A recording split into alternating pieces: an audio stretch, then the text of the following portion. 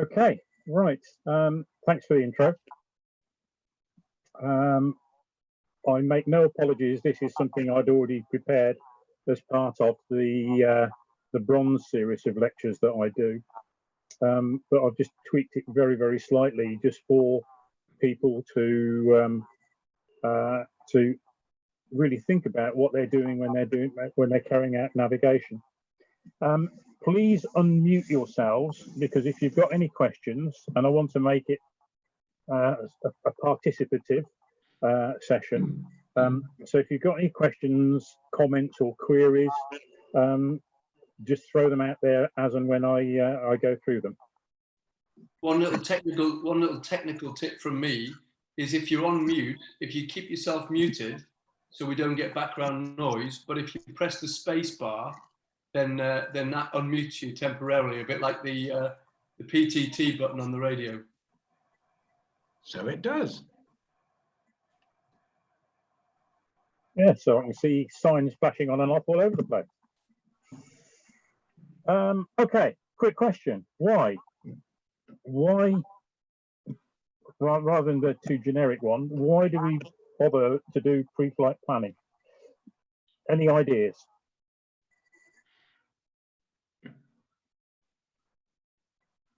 Well, if you can get in front of the aircraft rather than having to catch up all the time, it puts you in a much better position.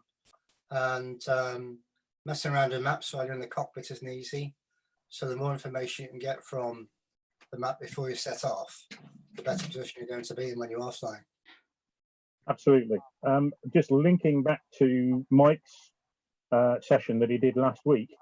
Does anybody remember what the byword was at the end of that? Well, it was plan ahead, wasn't it? Yeah, that's it. Well, he actually said think ahead, but the ahead being the important bit is that in aviation, we don't like surprises. So if we can prepare for as many gotchas as possible, then we reduce our thinking time, but we also are not having to make it up on the spur of the moment. Okay, so if you're working on plan B, also have a plan C. That's always the byword. So what sort of things do we particularly want to do when we're pre-flight planning? What sort of things are we looking for?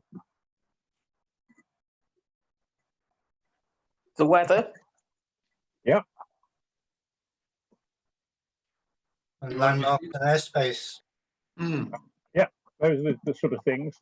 So if I can just put it all together, we want to familiarize ourselves with the en route, these things: features, obstacles, airspace, and possible ATSU contacts. ATSU, anybody know what an ATSU is? Air Traffic Service Unit. That's absolutely right. So we're not having to look at the map all the time. If anybody like me, I have to wear bifocal lenses, and sometimes the small detail on maps is actually quite difficult to see without peering at it for quite a long time. So if you're aware of the things and you on your route, then you're not having to peer at it intently to make the initial deciphering. All you're doing is refreshing your memory if necessary. So those are the sort of things we do there, and as part of that, portray important information in an easy to read way. I'm just going to stop share just for a second. I'm hoping when we get back to it, or this here, actually, you can see that. You look at me, you can see there, it's got writing on it. This is an actual route that I was planning up in Yorkshire, which didn't actually take place, but all the important information is written on the map. So I've got headings, I have got air traffic units that I'm going to, together with their frequencies. They're all on the map, but I don't have to peer at it. I just have to go to my little area. And I folded it in such a way that I can put it out of the way and then get it out quite simply and put it on my lap. Right. Those of you that have flown cross country with us no, that's typically the sort of thing I do to start off with. Okay, so it's to avoid clutter and losing bits of paper in the cockpit. In the fixed world, sorry, in the power world, they talk about things called a plog, which is a pilot's log, which is fantastic. You put the little details down and you write the times when you get there. We don't bother with things like that because that is mainly to do with timing. And we did, to a certain degree, we're not really bothered about the timing of our flight, but we are interested in the track that it's taken. Okay, so that's the reason why we need to do some pre-flight planning. Some of these I'm going to skip through quite quickly because they are things that most people will be knowing anyway, but also they're covered in other areas such as the weather. So that's everything. As I said, I'm not going to go through all of them, but first a little bit on airspace, just as a reminder. We've got 5 categories of airspace. Class G, which is where Seifert is open territory, so to speak. Anybody can go there. You can be a supersonic jet, you can be an airliner, you can be a glider. You can be in there and you don't have to talk to anybody. As we go up through the others then, we've got E, D, C and A. They have got restrictions on them, and the majority of them, you need to go in there only with the permission of an ATSU, Air Traffic Service Unit. Right, so generally, my advice is stay out of them. But in things like Class D, if you look on there, you'll see it's IFR and VFR. IFR being instrument flight rules and VFR being visual flight rules. We operate under visual flight rules. So we can go into that space, but you do need clearance. And if they're not busy, they will probably let you do so. They may give you some limitations and you are under control at that point, but you can be talking to them and they will let you go, say, cut the corner off a control area. Paul, yeah. is it a consequence of the need for clearance and to comply with instructions that, strictly speaking, you should have the radio operator's license? Yes, the radio operator's license, or FRTL, the Flight Radio Telephony Operator's License, is so that you talk to an ATSU, and that's what the letter of the law says. However, I know a few air traffickers, and if they are in contact with you and know what your intentions are, they are quite pleased about that. Because the worst thing from their perspective is having a what's known as a primary contact on their radar screen along the edge of their controlled airspace, and they don't know what you're going to do. Air traffickers, the reason for that, very quickly, is air traffickers need to keep a 5-mile bubble around anything that they are controlling. So even though you're not in the controlled airspace, they've still got to keep stuff that they're controlling 5 miles away from them. Okay. So, the fact that I've heard it said several times, people are scooting along the edge of a controlled airspace and they're saying, well, I don't have to talk to them because I'm not in it. Absolutely, technically true, but it's not what we would call, and it's one of those things that Mike was referring to, it's not good airmanship, right? Because you're being very selfish in the way that you are using the Class G airspace. Okay. Long answer, Bill. Does that cover what you wanted? Right, any other questions on that? D&E there, Class D and Class E. Yeah. You need clearance to enter. You have to ask for clearance for D, but you don't for E. You can just go in and take the instructions. Yeah, what you must do is make contact with them first of all. So Class D, they can turn around and say, sorry, we're busy at the moment, could you remain clear? Okay. Class E, you can go into, but you must establish contact before you go in there, and any ATC instructions must be complied with. Quite different. Okay. Class E is very rare. I only know of two. I think there's one in the Cambridge area, and there's one just off Liverpool, in fact. But they're the only Class E's that I know of. They've got it up in Scotland as well, called by Portmoak. Yeah. Sorry, I'm not advertising. Okay. So here's a representation of what's happening. We've got all these airways threading across country, and the gaps in between is Class G airspace. So in that airspace, you can go up to flight level 19. Above 19, as a matter of interest, if I just jump back, is it's Class A. Right. That's where all the anything above there is controlled, or at least talking to air traffic, and it's the domain of the jets and military aircraft. Okay, so anything below flight level 19 in between the airways, that's Class G airspace. Okay, and again, some of the phrases that we use in there: air routes, which is the airways, really. Sorry, air routes, which is over the top; airways, which is those lines going up and down; control areas, which is where they will start their descent into a control zone, which is an airport. Right? So it's just a nice, useful way of thinking about those.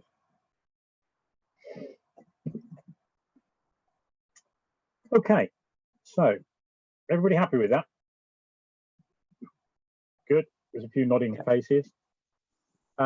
So aeronautical charts, as it says, it's all aviation related information on there. So stuff that's information important to us is heights or altitudes, airspace, and also any obstructions.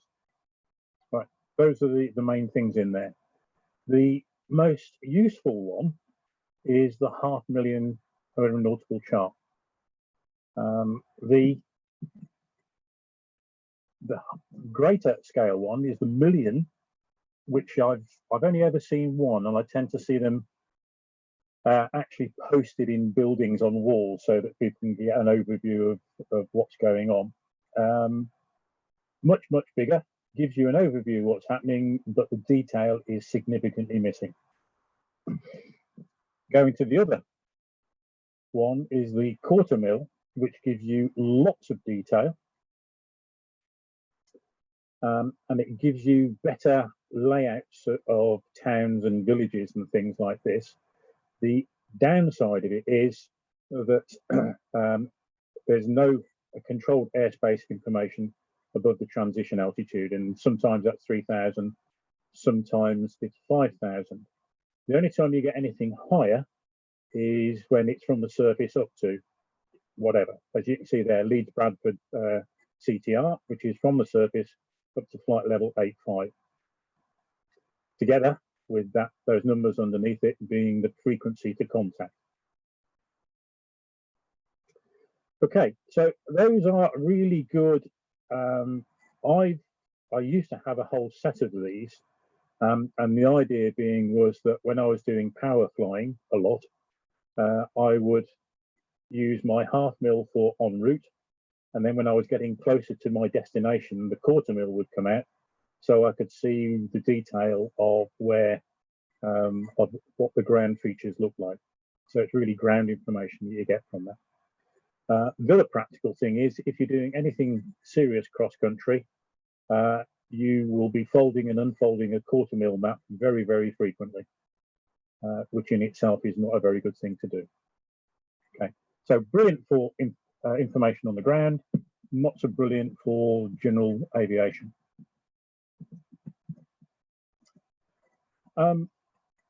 Talking about the charts as well, I'm not going to go through every one, as I'll quickly scroll through these, but a lot of people tend to look at the charts themselves. Do take time to have a look at the key on the bottom, which gives you loads of information in there. Things like danger areas, what the shading means. There's also what the symbols mean. There's also things like Morse code in there, which you can you can look at it as well. So there we're going into the script a bit, but it shows you, for instance, the difference in the airfields that you're likely to go over. Some people do tend to navigate by airfields, so you can see whether it's a civilian airfield, a military airfield, or whether it's a just a small landing strip or whatever. Okay. So there's lots and lots of things in there. On this particular one, you can see my pointer moving around. This is one that we want to be aware of, because whilst we always talk about private pilots wandering through and overhead the gliding site, it's very easy to go over a parachute site as well. Bearing in mind that sometimes, especially with these modern chutes, they can actually be exiting the aircraft up to 5 miles away from the air where their landing area is. So I always, when I'm in a meat bombing area, I always tend to give it quite a good clearance. Okay, so if you haven't looked at it, do have a look at the bottom. And again, I'll just enlarge that just a little bit so that you can see what's going on. So this is all your preparation. So when we come to the route in a moment, if there's anything that you see in the route or either side of the route, first port of call, go to the bottom of the map and check what it is. There are things like, if those who've been up to Millfield, for instance, know that there is a gas venting station alongside the field, and you can't go, or you shouldn't go, lower than, I think it's 2,500 feet over the top of it. Right.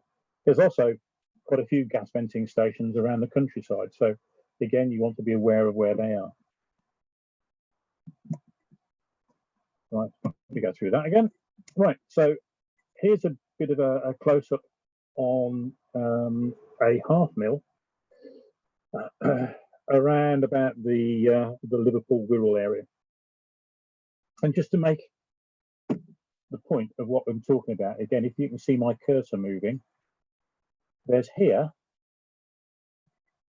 it's got R, which stands for a restricted area, 311, and it's active up to 2,200 feet. Okay, so restricted means that there'll be people not allowed to go in there. So what you do is you go down to the bottom and you look at R311 and you see if it's a permanent one or whether it's activated by NOTAM or whatever. So that's the type of information that you want on there. Other bits of information on here as well is, see, you've got these masts here. Now, does anybody know what these symbols mean? These cluster of, actually there's 5 here. Anybody know what they mean? Wind turbines, aren't they? That's it, yeah. And they're obstructions, which if you look at, there are 2 figures there. You've got 524 and 500, 381, 314. Okay. So the brackets one is the height of the obstruction itself, in other words, the wind turbine. But the 381 is its height, or its altitude above sea level. Okay. So that's the important one that we want to be aware of. Dotted around various places as well, dropping down from this area, you can see this hatched area there. Does anybody know what that is? It's an ILS approach. That's it, yeah, an ILS approach. Now, as you can see, this is sitting underneath controlled area. Harden has got a special thing, and I'll come to that in a moment. But here, although technically you can go in there, no problem whatsoever, at an ILS is probably about 3 degrees.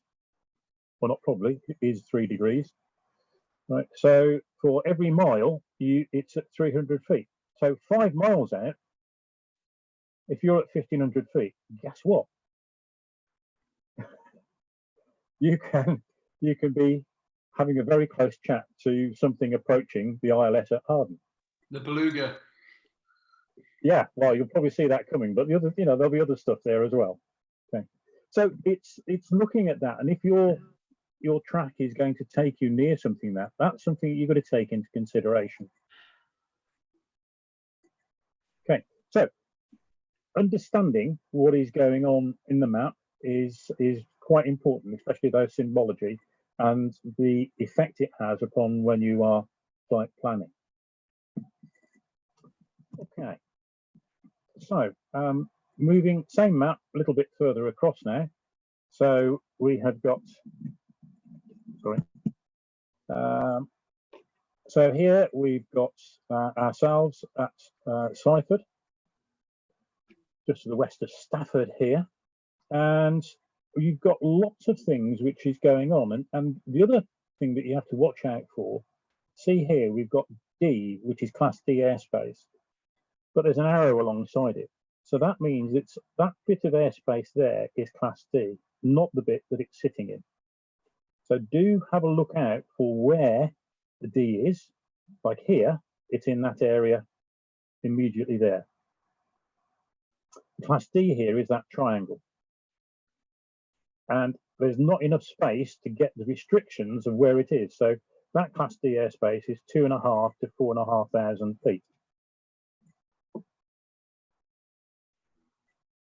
Right. Now they're all talking in feet here. Notice it's the full 2500. So that means you've got to be on your Q&H to understand that.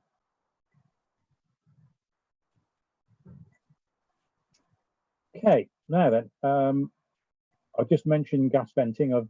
Here's one as well. It's on the didn't mean to do that, which is just south of the stream. I don't know what it's called, that comes out of Abbots Bromley and that area. Okay, so again, if you are going to go down in this area and you've got a gas venting station there, you don't want to be flying over it fairly low. So lots of things on there. I'll come back to that in just a little while. Weather monitoring, as I said, I'm not going to talk very much about that, only to say that you need to be building up a picture in a few days, especially if you're going to do a cross country. Start building up a picture of what's happening, and the best one for that is either RASP or the Met Office. So you've got synoptics and you can see how it's developing and see what the weather's likely to be. On the day, the Met Office gives you further ones, which is the forms 214 and 215, which we used to show in the mornings in the old style briefings. Others, we've got SkySight and Top Meteo, which are good as well, but they do require a subscription. As I've said on frequent occasions, I'm a bit of a skinflint, so I tend to go for the free stuff. So when we're monitoring, what to look at? Well, first of all, the table viewer, if you're going into RASP, gives you an overview of the country. So you can see generally what's happening. The blip spot, which is what we tend to use in the mornings, is very, very local. This one gives you an overview of what is happening. It also gives you the opportunity to change the timing as well during the day, so that you can see what the weather is, how it's changing during the day. Blip spot maker, which is what I was just talking about. So those are the specific charts that you can look at. The other way you can use these, incidentally, is if you are doing a trip down to, well, let's say Husbands Bosworth. You can look at both Stafford and Husbands Bosworth to see what difference there is, or see if there's a wind change or anything like that. And also, the other one, which you can look at a few days in advance, is your potential flight distance. So that gives you a high level indication of what the conditions are going to be like in the next few days. Right, it does change because unfortunately meteorology is not an exact science, There's a little bit of artistry that comes into the science, but you can get a good idea for what's happening. So those are the ones that I use. I'm just sharing the ones that I tend to use. I'm sure Graham will talk about. I think he's quite a fan of SkySight. So I think they use the same basic information, but a slightly different slant on it. NOTAMs is the other important one. I just mentioned NOTAMs about sometimes danger areas and restricted areas are activated by NOTAM. So if you spot anything that you're likely to come in contact, you must go and have a look up on the route. So sources for NOTAMs, we've got NATS, which is the National Air Traffic Services, in particular the Aircraft Information Service, Aeronautical Information Service. SPINE, which actually uses the AIS information, then puts it into a map, which we find quite useful, and also Sky Demon. There's a few others as well. Those are the ones that I use. All very good. I always go to the AIS site just so that I can see for myself where they are. There's a lot of information on there, but once you've read it a few times, you'll see there's an order in which it's done, so you can read through it and get rid of the stuff that's not important to you quite early on. Spine, we've all seen what that does, and Sky Demon is quite good because that remains a live information. Okay, so again, I'm not going to spend too much on that one. What I wanted to do is go on to the map prep. So I talked about HUSBOS.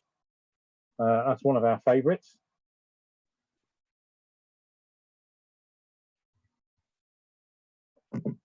Now I realise I'm blathering on, so if anybody's got any questions, please do shout up, right? Because otherwise I end up drinking a lot. It makes it look as though I'm an alcoholic. Right, so back to that original one now, and this, if you look at that, that's actually quite daunting looking at that.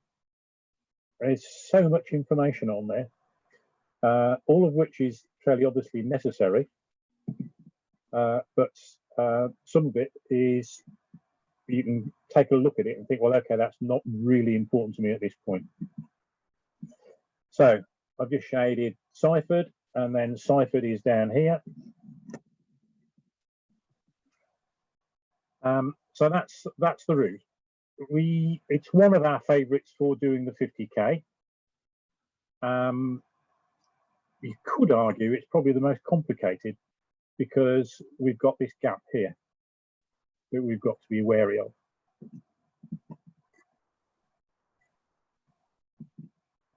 Right, so if we just draw a straight line between the two, there we are. And does anybody notice straight away the issues that we've got?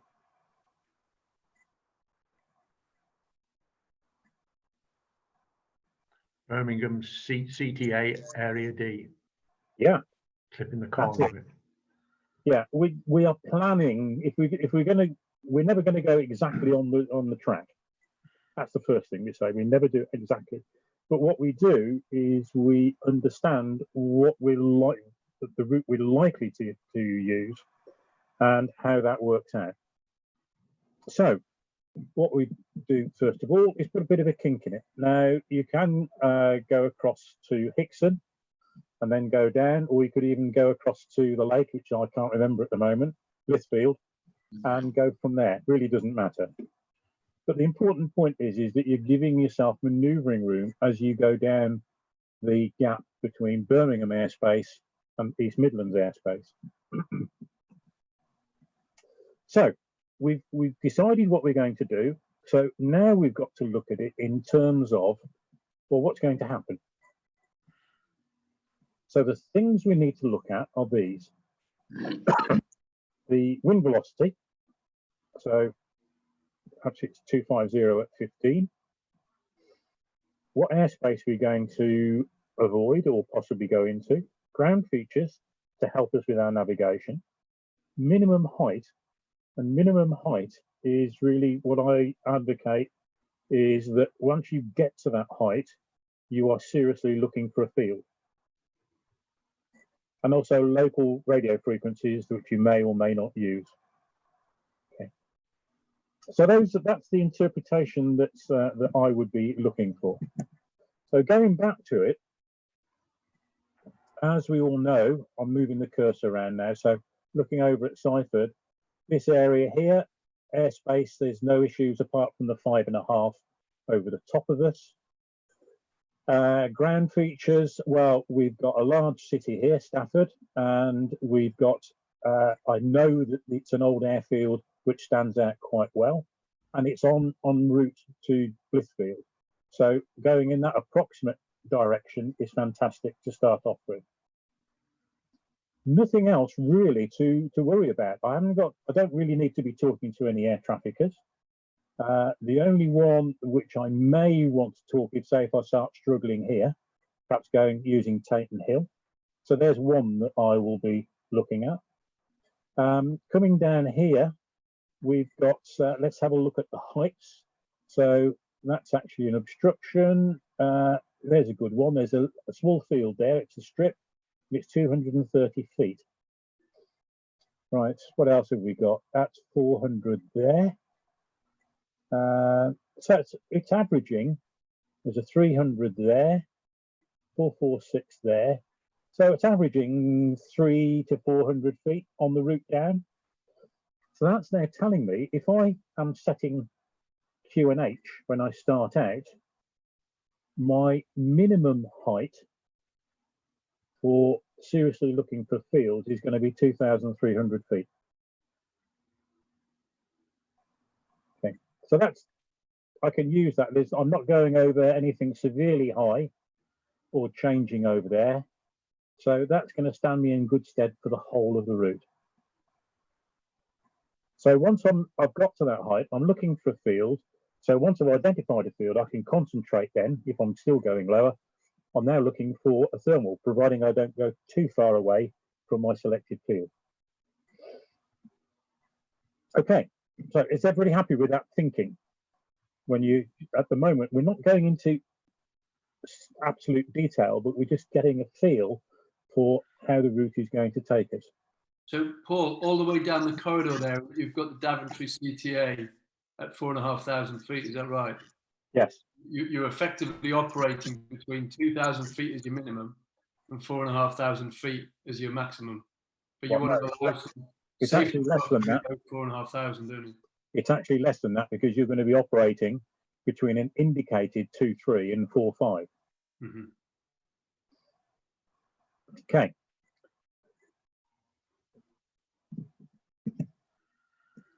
Right. I write on the chart. I put big arrows, and the normal convention is that you use 3 arrows just to signify it's a wind velocity. So it's 250 at 15, close enough so that you can see it, but and see what the effect likely is, but not that close that you're obscuring anything important. Straight away, I've now got a representation of what the wind is going to be doing to me. Right, and any comments on that?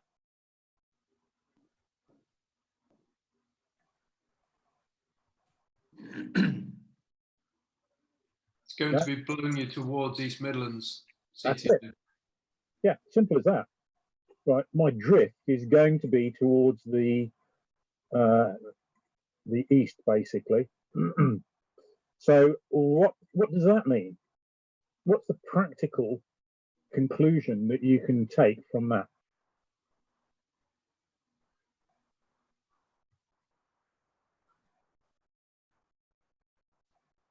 Fly to the right of your intended route.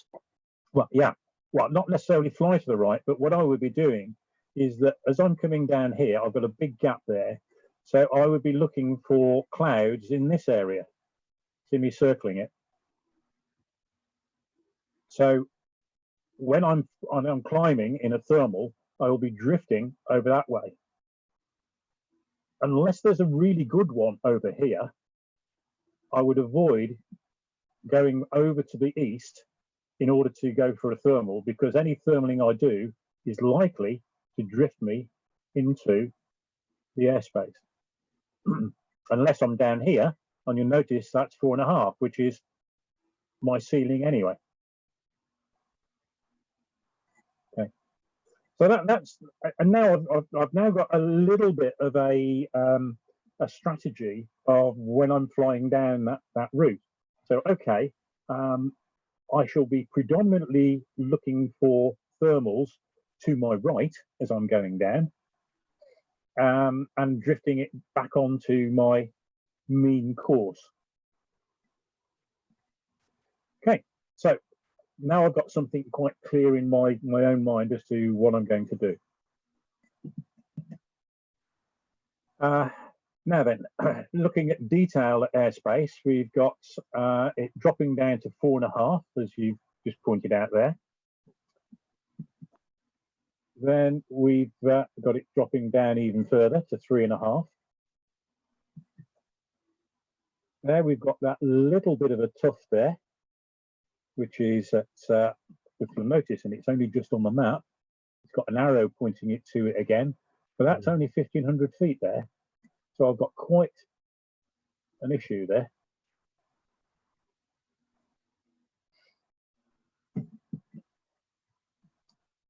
Then it's 3.5. You know, 3.5 it is. Sorry, 3.5. Sorry, my glasses need cleaning. Yeah, so 3.5.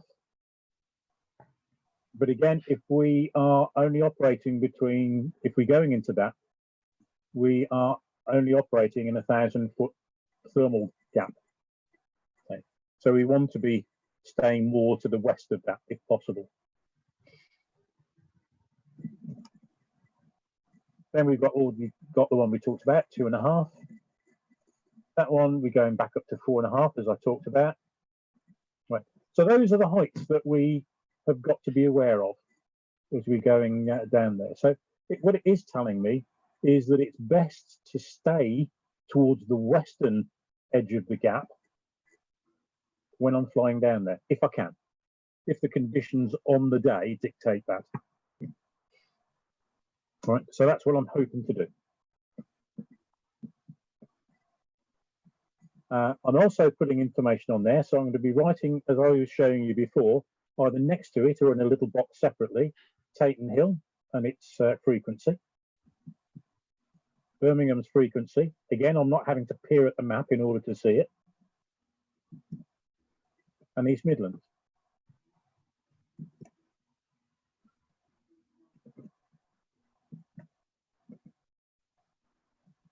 Okay, I'm also making a mental note, see that yellow line that's just appeared down here, and if at all possible, what I do is I'm looking for an indication. Say I'm slightly off track and I miss Husbands Bosworth.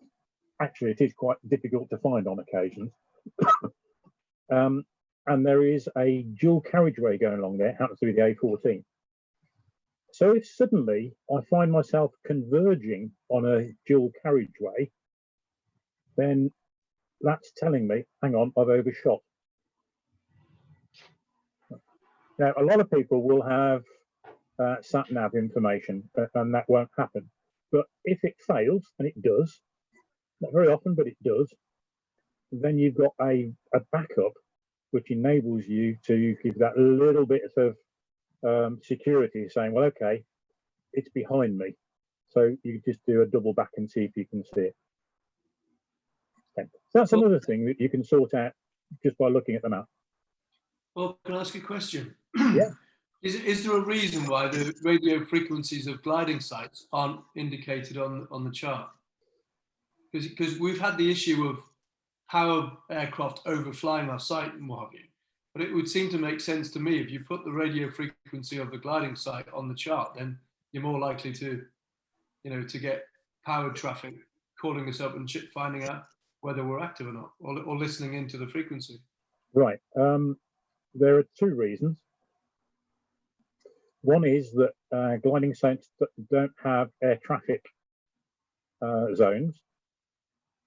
And the other one is that the for it to appear on site on the chart, it means that you have paid for a use of a frequency. Now, the BGA, is my understanding, they pay for the use of our dedicated frequencies, and then they say to the clubs, well, you use which ones you want. So therefore, technically, there's no official promulgation method for saying who is using what frequencies. Currently, the BGA allows sites to use either of two local control frequencies, for want of a better description. So yeah, it would be lovely if it was, but by the same token, I'll just move my pointer. If you look at Bruntingthorpe, that's not a good one. Look at Stoke Golding, opposite Nuneaton, where the kink is. See my cursor? That I know is a small strip. Right. I also know that they use a frequency, but it's not on there, right? Because they use the safety com frequency. Okay. So I totally agree with you. It would be useful if it was on there, but if you start looking at all these small sites, most of them do not, that don't have an air traffic zone, they don't have a frequency alongside them. And incidentally, the issue is that if we did pay for our own, for instance, frequency, which we could do, you know, it's, I don't know how much it is. I think it's about £1,500 a year to have a frequency. But you then become an ATSU,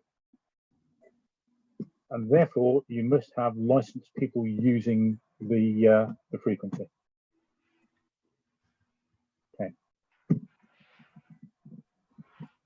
Right. Okay, so turning points now. So something which stands out quite well there. I've now got a reference point for me now. So what I've got here, it's the can't remember which motorway it is now. M42, I think it is. Anyway, there's a dual carriageway going up there. There's a cluster. There's a small microlight strip there. There's a whole load of things. There's a river there and so on. So what it does, it enables me to have a broad pinpoint that I can positively identify where I am, and I know that I'm en route. So providing you're not thermaling at that point, if you're going across that road at 90 degrees, then you're heading in the right direction. Now, one of the things, we're not talking about the practical airborne side of it is this, but every time you have finished a climb and you've been soaring, I always advocate that, yeah, you set off towards your reference, but just have a look at your compass. Is it broadly in the same direction as you think you should be going in? Right. No, 30, possibly even 40 degrees difference is okay. 180 degrees is not, or 90 degrees is not, unless you're doing it in order to get some good lift. So talking about the restrictions there, so you're going to be careful about that. The next one, you've got the, oh, that is the M42. Again, you've got a large road and you're going to be going at 90 degrees too, but also, does anybody else notice anything there which would be useful for keeping track of where you are from a navigation point of view? Tamworth. Has that got a marked visual reference point, a VRP? No, but you have got this large built-up area. Tamworth. Yeah. So again, just looking at the map, we've got a large built-up area, which, yeah, we can be over, but we're starting to get close to the zone. Okay, so yeah, look for a thermal and let it drift you away from it, which it may even produce. Being a large area which is heating up in the sunshine, it may even produce a thermal to get you going. The problem down there, Paul, is there are quite a few other large built-up areas. It's not that easy to know it's it's actually Tamworth, apart from the M42. A bit Yeah. further on, you've got Nuneaton. I mean, I've gone down there and Truffle a few times, Yes. and it is quite difficult to place yourself by looking at Tamworth, I find. I would agree with. Sorry about that. I nearly gulped my beer. I would agree with you. It's quite important. However, the point that I didn't make very well is that if you are going down and going across a major road which looks like a motorway, and there isn't a big town anywhere near you, where does that put you?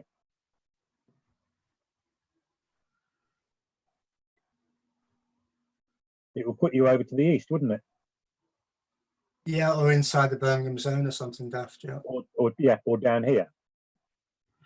Right. So what we're doing, we're just using these ground features as a sanity check as to where you are.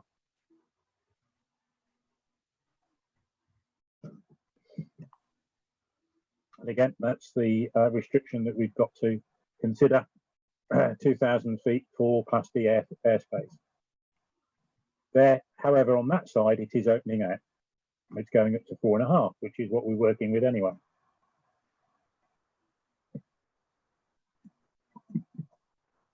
So the next one we've got then is, again, it's not that you've got to turn there, it's just so that you know that there's a, you're on the last leg actually going in towards Husbands Bosworth, but there is a slight kink there.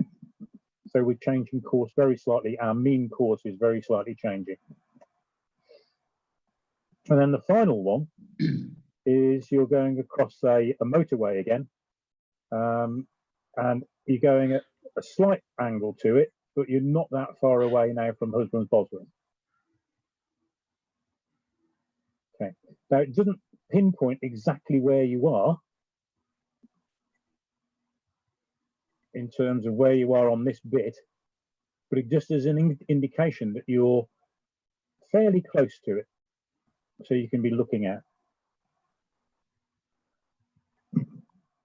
The other thing that stands out very well is actually Bruntingthorpe.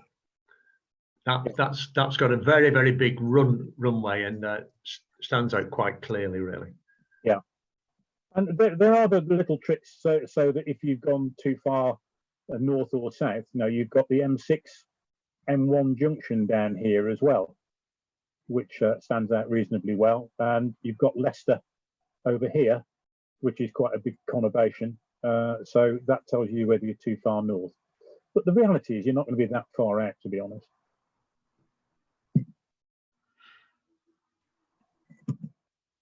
Okay, so the other thing is, when you're working out your courses,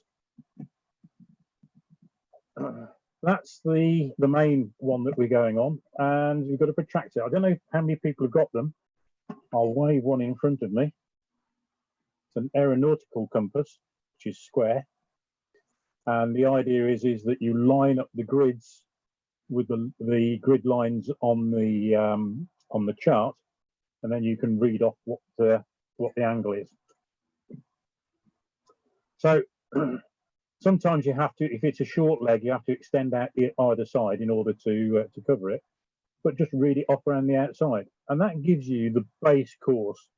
Now you can put magnetic variation on there, but quite honestly, at the moment, it's anywhere between 1.5 and 3 degrees across the country. It doesn't make an awful lot of difference, because even in powered world, if you can keep to 5 degrees, you're doing well. With a glider, which is going to use that as a mean course, and it's just for cross-checking, as I mentioned earlier on, that is close enough for this point. So in this case, it was 125. So that's what I'd be doing my cross-check on the compass. Am I anywhere between, I don't know, 155 and 095?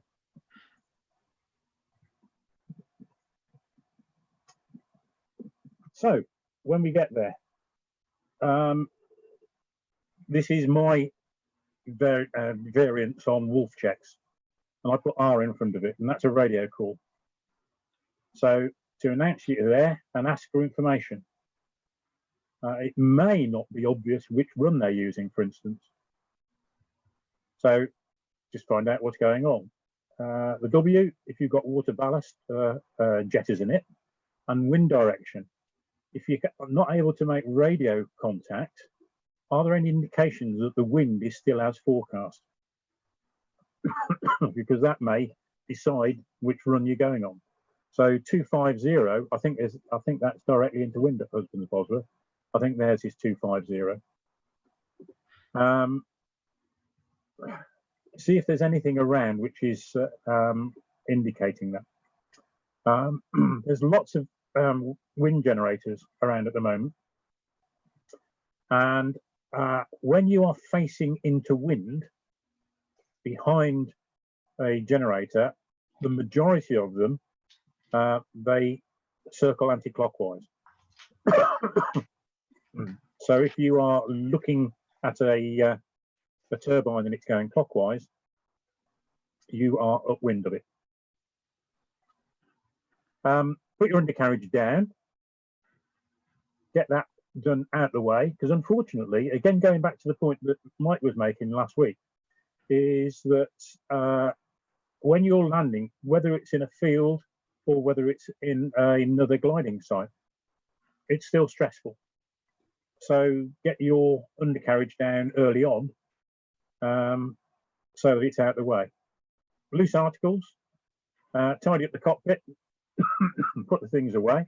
I've said this on a few occasions now. When I'm going cross country, I always loosen my shoulder straps so I can move around.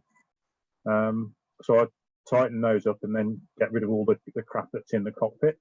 And if you've got flaps, start going into the appropriate settings for the approach.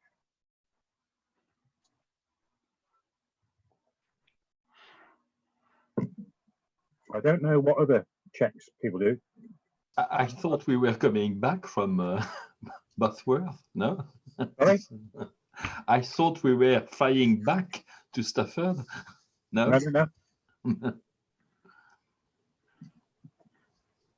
No. Now then, I've put this up because it's an important part of the preparation.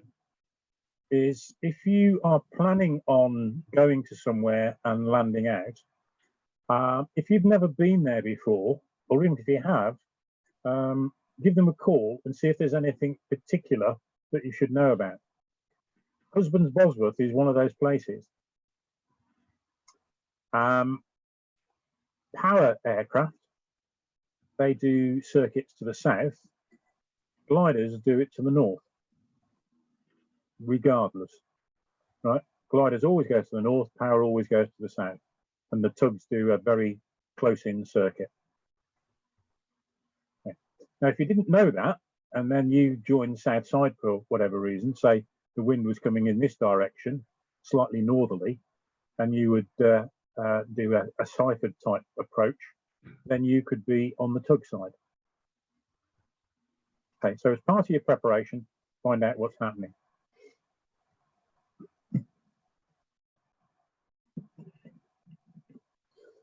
I've put this in because this, just to show you, this is one of my traces actually. I went to down to Market Harborough, which is over here. Paul, Yeah. just go back to that slide before, please, with the power. Which direction are we? If we fly there, which direction are we coming in from there? Doesn't matter. You either come from the east or the west, but your circuit is to the north. Yeah, so will I come from the left-hand side of the page or the right-hand side of the You'll page? be coming here. This is orientated. Right, okay, that's fine. You'll be coming from that way. Sorry. Yeah. Yeah, it's all right. Yeah, I just wanted to know which way around I am. Yeah. Thank you. So this, on this particular day, the wind was 220 at 15. That's 2,000 feet. And you can see that I'd worked my way out to, there's Hickson is round about here. And you can see the climbs were going all the way down here. Here I've gone into the 4,500 feet, so that wasn't an issue. And then continued on down south. the point of me putting this is, one is that it's virtually the same route as we've just been talking about, but you can see that I started off roughly central, and then the weather was taking me that way. But once I'd got to this area where I knew that the ceiling was up to my normal 4.5, I was quite happy to continue on. But otherwise, I was trending to come back again. Okay. A good point you made there, Paul, was that the wind is at 2,000 feet. So when you mark it on the chart, you're marking the wind at 2,000 feet, not the ground wind. Yep.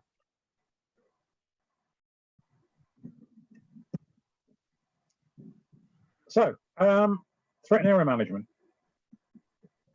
So, what TEM factors do you think we should consider before the flight? I'll throw that open as a question.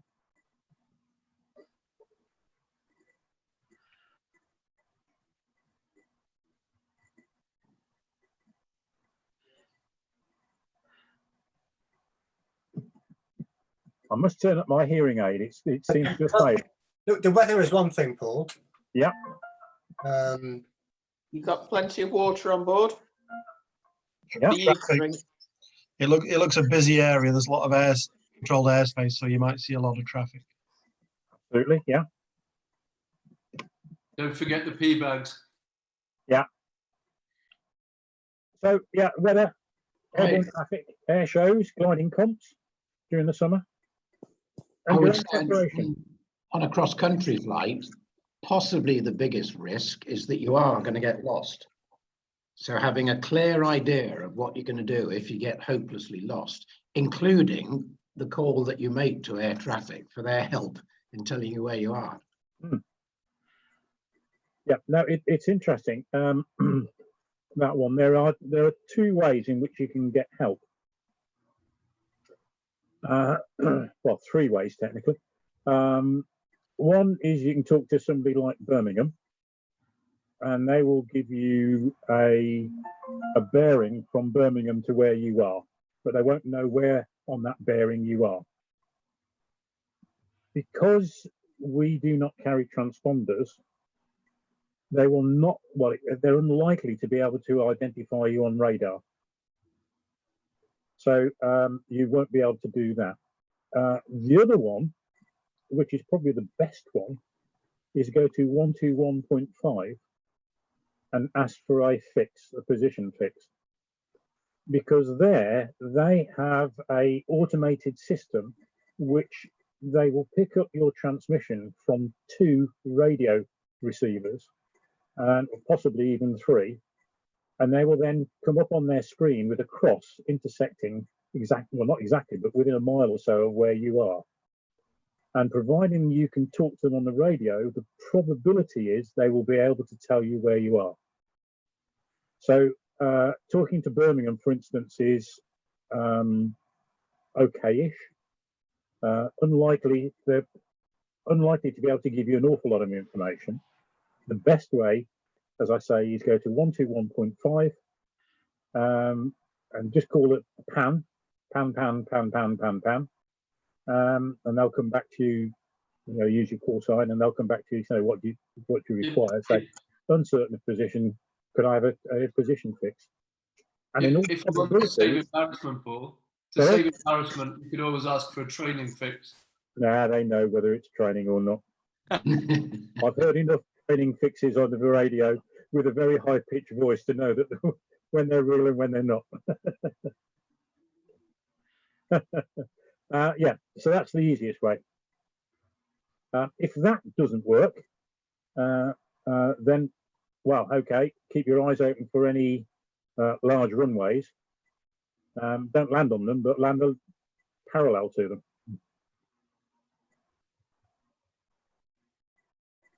Okay. So, threat and error factors during flight.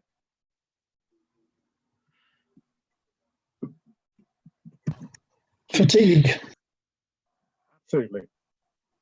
For the traffic, tiredness, distractions, and airspace. Alison came up with a good one as well, which adds to tiredness, is dependent upon your own feeding regime. Some people take loads of sarnies. I take sweets with me. I don't drink an awful lot. You're not going to become dehydrated if you don't drink for a day. However, your cognitive reasoning will diminish a little bit if you are getting too dehydrated. So what I tend to do, I take just a single bottle of water with me and I sip it regularly. I don't take proper drinks, but I just have a sip every now and then when I'm not doing much. In other words, when I'm flying in a straight line between thermals. Same with the butties. Sorry, not the butties, the sweets. I'll have a sweet whilst flying in between thermals. So we've got all those, and the distractions I was talking about as well is, you know, have you put your refreshments in a place that you can get at them, or are you contorting yourself in the cockpit to try and reach something? Okay, so you need to watch out for that. Does anybody suffer from anything like that? I don't know if Neil Frost is listening tonight, but is the famous one when he was going down to Cambridge and he bit into his sandwich and his mayonnaise sprayed out the front end of it all over his instrument. That was a pretty big distraction for a while. And the other thing we have to consider as well is after flight. You will be tired. Frequently, I get asked by people who are going to fly down to Husbars or Shobden or wherever, say, well, can we do a retrieve back? I said, well, no, you can't. Purely because you're going to be tired. You won't realise how tired. But also, even if you only get towed halfway back, that is probably about 4 times longer than the longest time you've been on aerotow. And keeping that level of concentration is actually hard work. Right, so certainly in the early days of people, I would always advocate having a road retrieve. So that also brings in then how tired are the retrieve crew, because they will have agreed to have come and got you, and but even so, it's probably going to be later on in the day, so they may be tired. So you need to consider that. De-rigging. It's amazing how many people are trying to rip wings off when they're still connected, especially to control. So when you're de-rigging, you have to be quite careful and do a double check that everything has actually been disconnected. Right, so here's my checklist. So my route is decided and plotted. I've got it into my GPS kit, which has up-to-date charts.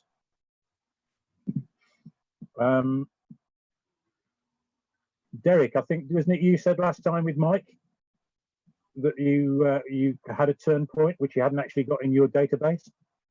Thanks for reminding everyone of that. Yes. Right, so yeah, just make sure it's very easy. I've fallen foul of it. I've got a bit of GPS kit, and I suddenly realised it's about 3 years out of date. Been happily using it though. Yeah, the problem with that was it was one of these handheld Garmin things, which will only carry a limited number of turn points in them, and I'd sort of set it up when I was only flying fairly local, so I'd restricted the number of waypoints in to like a circle all around Seifert. Yeah. And then of course on this day I was going somewhere further than that. Yeah. Right, checklist. Obviously this is taking place before we get going. So is the glider serviceable? Are the tyre pressures okay? Now in order to do this, I'm going to say something which may be obvious. If you are planning on doing a longish or even a badge flight, it's no good rocking up just in time for the morning briefing, jumping in an aircraft and going. you must do lots of preparation. You know, you need to be there at 8:30 in the morning to check the glider over. If it's a club glider, you need to arrange to get it out so that you can check everything is serviceable in it. Have you got the ARC on board? Are the insurance certificates on board? These are the sort of things you can legally be asked for to prove that you've got them. And if you've got your own glider, you should carry a copy of the ARC and the insurance certificate at all times. Also check that you've got a fully charged battery. Drinking water or refreshments should be and as well. Food and other personal items.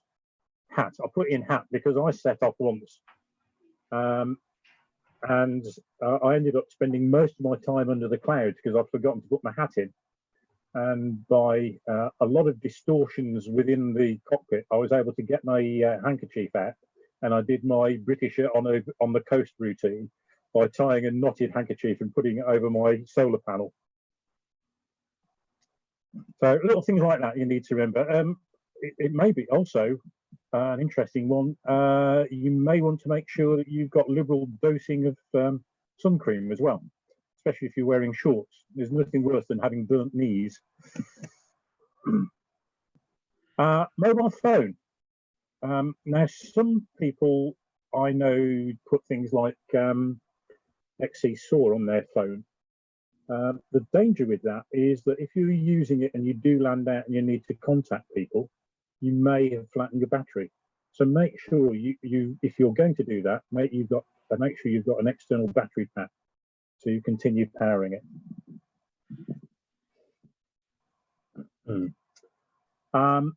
The club has been informed of your route.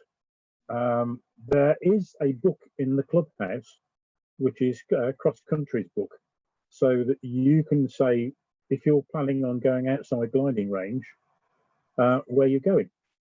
So that if for any reason we haven't heard from you for a while, we can then start raising the profile saying, look, we've got a glider that has not reported in. This is where they've gone. And so we can look along that line.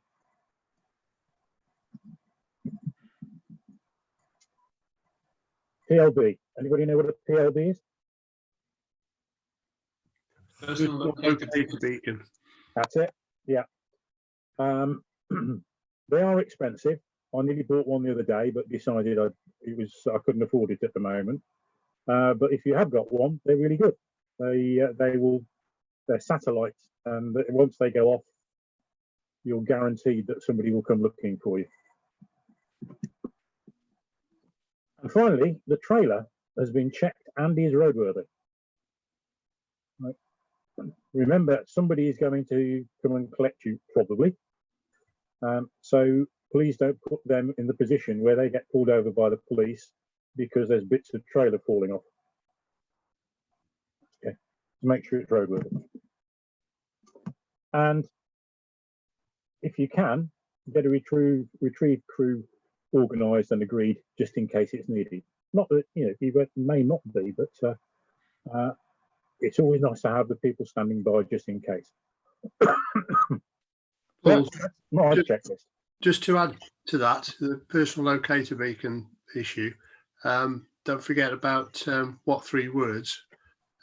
What 3 words is an application you can put on your mobile smartphone, and it can identify within, I think it's 3 meters, a 3 meter square, where exactly you are. Graham, Stamford, and Tiago, and I used that to get a retrieve earlier on in the year when we landed out near Rugeley. It gives a very precise place for the retrieve crew to go to find you, and it gives you directions as well. Yeah, certainly. And in that case, if you're, this is to get the retrieve crew to you, I would suggest actually doing it to the gate where you can get access. Yeah, that's exactly what we did. Yeah, because I've been on a couple of retrieves where we've found the glider, but we're on the wrong road. The access was on another road into the field. So yeah, absolutely. Yeah, agree with that entirely. I must admit, I haven't put it on my phone yet. Just one other small thing, Paul. If you've got any specialist equipment that's used to rig or de-rig the glider, make sure you've either got that in the glider with you or it's in the trailer. Yeah, good point. Absolutely. Because I tend to, when I do a cross country, I put everything in the trailer, close it, so that anybody just has to hook it up and drive. I don't leave the back open or anything like that. It's just ready to go.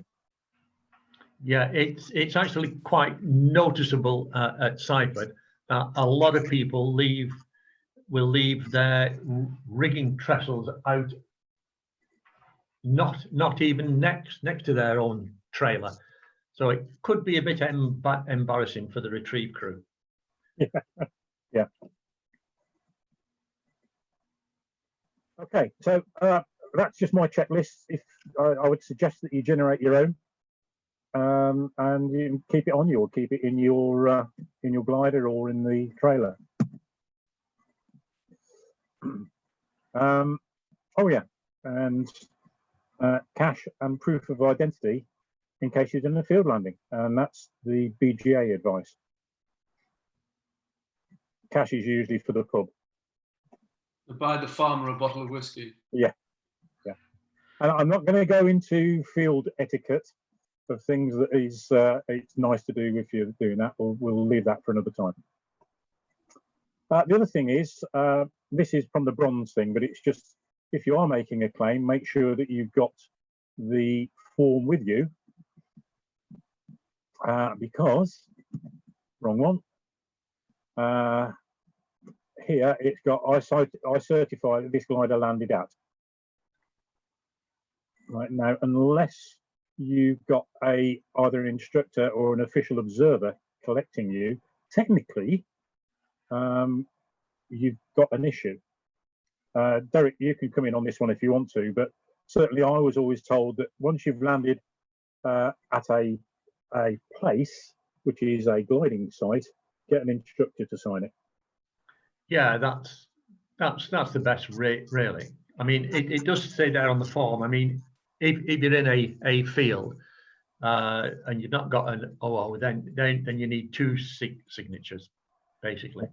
Yeah. The other thing to mention maybe is that for really all of these flights, be it your silver cross country or a BGA or an FAI flight, then you need a declaration before you take off as well. Yeah. And if people have used the cross country book, that will suffice, I think, won't it? Probably, yeah, if it's accurate, you know. But if you're just sort of flying around, say doing the lake type of task, that's a bit more difficult. Yeah. But certainly for silver and the BGA 100K, it needs to be pre-declared, which can either be in your Kobo and XC or what have you, or written out. Right. Okay, so there we are. And finally, arriving back at the club, retrieval etiquette, you know, in other words, buy somebody a pint. Make sure that your glider's secured and remove any batteries, and remove your logger so it can be given to an official observer as soon as possible. Well, just a question on loggers. Does the club have loggers in the gliders, or are you expected to have your own personal logger? They have loggers in that the FLARM has an SD card in it, which logs the flight. It doesn't have dedicated loggers, but they don't always have an SD card in them, if I remember correctly. So what you have to do is get back all the FLARMs, the Swiss FLARMs that we've got, which are the simple ones. It logs the flight, and then when it starts up again the next time, it downloads the flight. So it doesn't download it immediately. So if there's no SD card in it, then you go and get one and power it back up, and it will then download onto the SD card. If there's an SD card in it already, you've got to switch it off, turn it off with the battery, and then turn it back on again, and it will write it to the SD card when it starts up.